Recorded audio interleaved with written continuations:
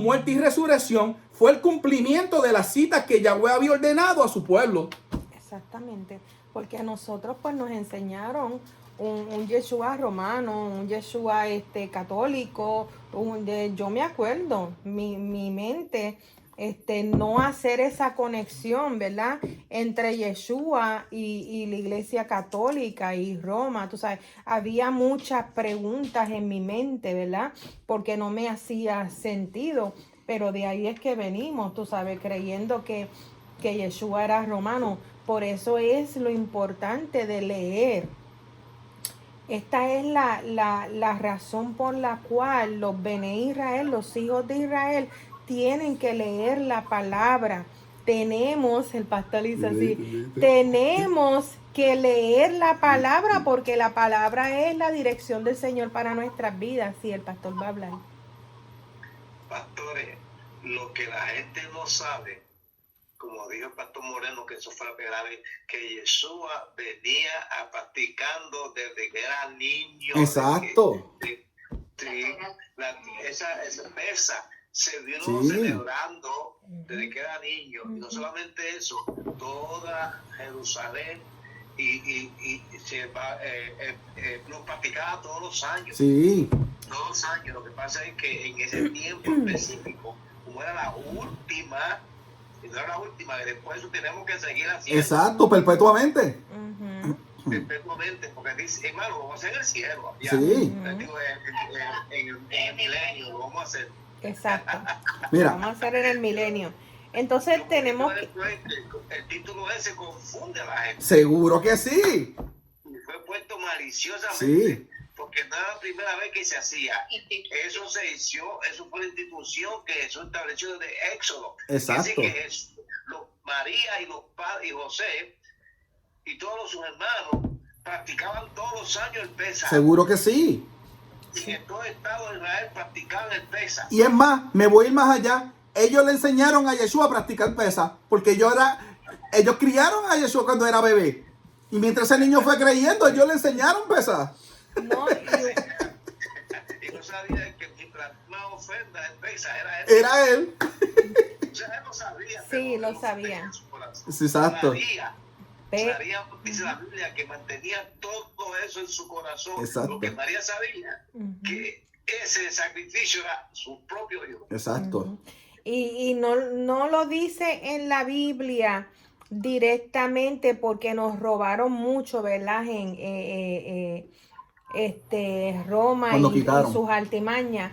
Pero si nosotros leemos las escrituras, podemos ver que en la fiesta de Pesaj dice que Yeshua va a la sinagoga como le era de costumbre y se paró y leyó como era de costumbre. Él fue criado en la sinagoga, él fue criado con todos los preceptos, con todos los estatutos. Para él poderse levantar y leer en la sinagoga, quiere decir que él tenía un puesto allí. Exacto. Entonces, eso no lo dicen cuando nos escriben eso vemos que, pero a Dios fue un ¿verdad? Porque sí sabemos que él fue, rompió toda esquema, pero él entró allí con palabras porque era su costumbre ya todos los sábados ir con su familia a la sinagoga. No, y mire esto, qué cosa, qué revelación tan linda. Y en la tradición hebrea, la madre era la que enseñaba al hijo la Torá. Amén. Imagínense la relación que tenía ella, que esa es la relación que tenemos que tener hoy en día con Yeshua, porque ella tenía una relación con su hijo, ella le enseñó. Entonces, ¿y por qué Yeshua se podía?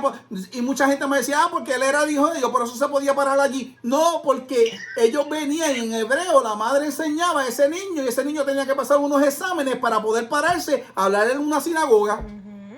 Pastor, y también las mujeres se quedaban afuera. Sí. Cuando llevan a los 13 años a recitar Sí. toda la Torá. Toda la Torá. Y si fallaba un tile de la Torá, ese esposo podía Botarla.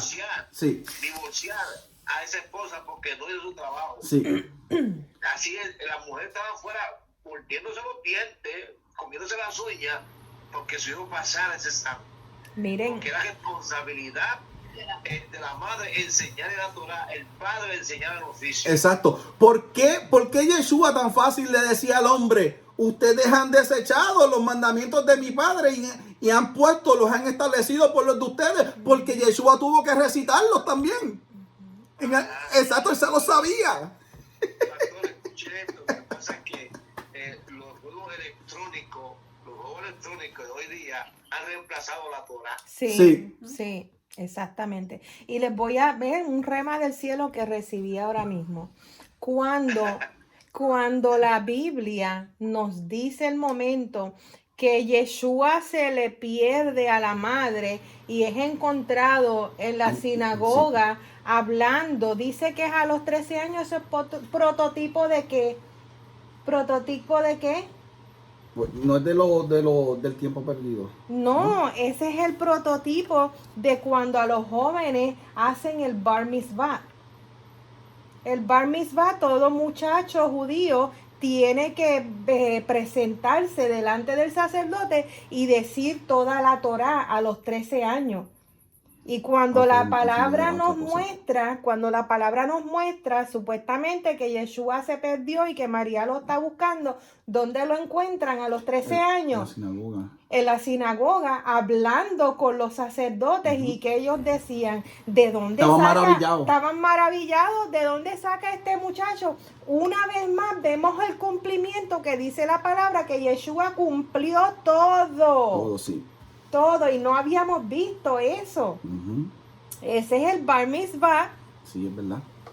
A los 13 años, cada muchacho tiene que presentarse frente al sacerdote y decir toda la Torá. Él no tan solo se presentó, sino que los maravilló. Exacto. Porque él es la palabra viviente. Porque no habían oído palabra tal alguna. Así. No. Bueno. Sí, porque por eso es que estaban maravillados. Él es la palabra viviente. So, él estaba revelando cosas también. Exacto, la palabra en sí, pero nos hace, ahora podemos ver, wow, ese es bar mitzvah.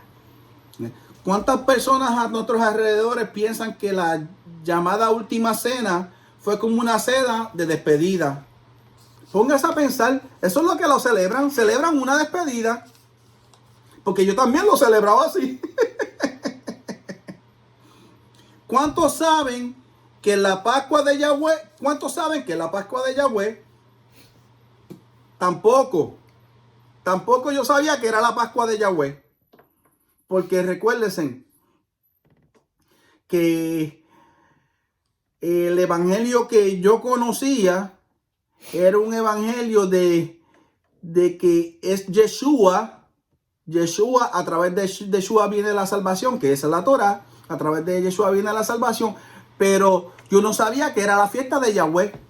Yo siempre lo que sabía era que era la muerte de Yeshua, una despedida. Siempre hasta mi abuelita, así era que hacíamos, como se llamaba, la Santa Cena. En el concilio de Nicea fue también donde se ordenó una Pascua paganizada, completamente aislada de la ordenanza inicial y con una fecha diferente.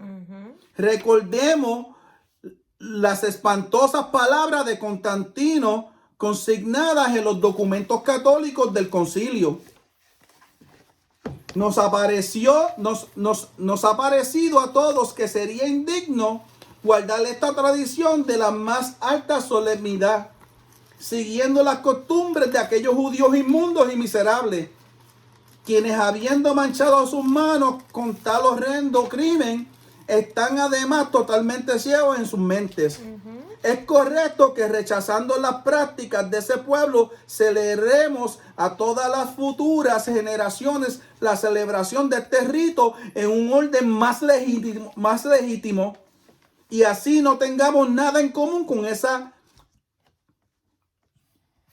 chantúa de judíos. No, él dijo esos gusanos. Esos Ese gusanos. ese es el edicto de Constantino. Exacto. Él decía que eran sucios, que eran gusanos. Y que la costumbre permanezca en armonía con la ciudad de Roma. ¿Usted ve? Exacto, con el sol. Y así no tener ninguna relación con los judíos perjuros. Y los perjuros eran ellos. Exacto. Se ordenó por siguiente que la celebración debía hacerse el primer domingo después de que aparezca la primera luna llena. Luego del equinoccio de primavera. Es decir, cuando comienza la primavera. Si en alguna ocasión la Pascua de Resurrección coincidiera con la fiesta judía, se cambiara para el siguiente domingo. ¿Sabes por qué nunca cuestionamos esto? Y fíjate, es verdad, nunca la gente se pregunta esa pregunta. Nunca. Y es por la desconexión con la ordenanza de Yahweh para la celebración. Porque la desechamos la celebración de Éxodo y ponemos la celebración como que fue por primera vez instituida en el Nuevo Testamento. Exacto. Porque dice Zacarías, heredamos mentira de nuestros padres. Exacto. La Pascua ordenada por el Padre se celebra en el mes de Abib del calendario hebreo, que es el que tenemos que seguir, y no el calendario gregoriano puesto por Constantino.